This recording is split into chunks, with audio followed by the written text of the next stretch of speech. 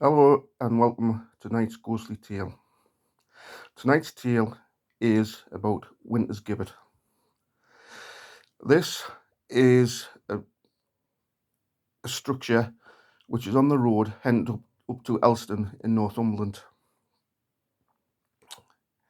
The story starts in 1792 when Margaret Crozier, a shop owner up near Elston, was murdered. Margaret Crozier lived by herself and she had a little shop which was on the route to Elston. This route was a busy route for drovers and travellers, and Margaret had a good little line of customers, although she was out in the middle of nowhere. Three such customers were, however, not so good for Margaret.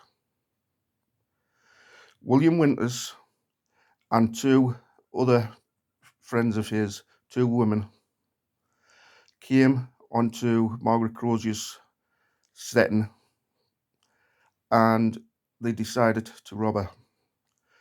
Seeing that she was a defenceless old woman and thinking that she would have a lot of money, William went in. How she was killed is not known, or it is lost in the mists of time. But she was killed by these three rogues.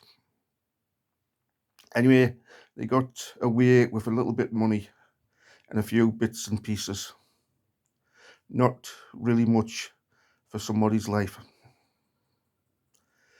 They went and headed into Newcastle to spend their ill-gotten gains and to sell some of the stuff as well to make a bit more money. And as the drinks started to flow, their mouths became loose and they started to brag about how they'd killed and stolen this money.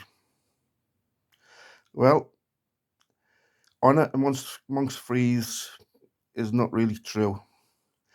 And somebody in the bar saw their chance to make a bit of money and went to the police to inform the police about the crime to see if there was a reward. Winters and his two friends were arrested and they were tried. They were all found guilty. The two women were hung and then their bodies were sent to the universities for medical dissection. William Winters, however, his fate was not as good. He was hung and then he was taken up to Elston in the moors, and then he was placed in a gibbet.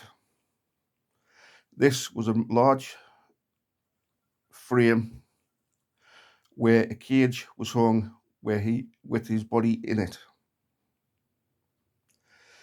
This was looking to the site where Margaret Crozier's house was.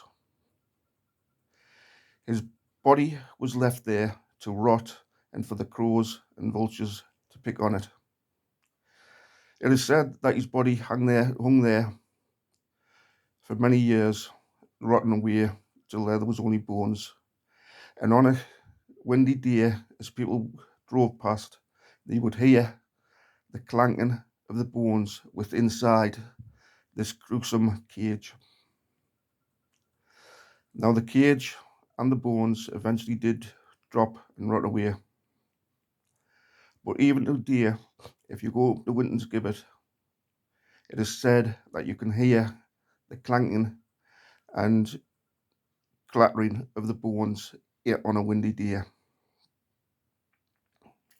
Another part about the gibbet is that it was also thought that the wood from a gibbet was very good to ease toothache, and many people would go and chip a little bit of the gibbet away to take to try and ease toothache.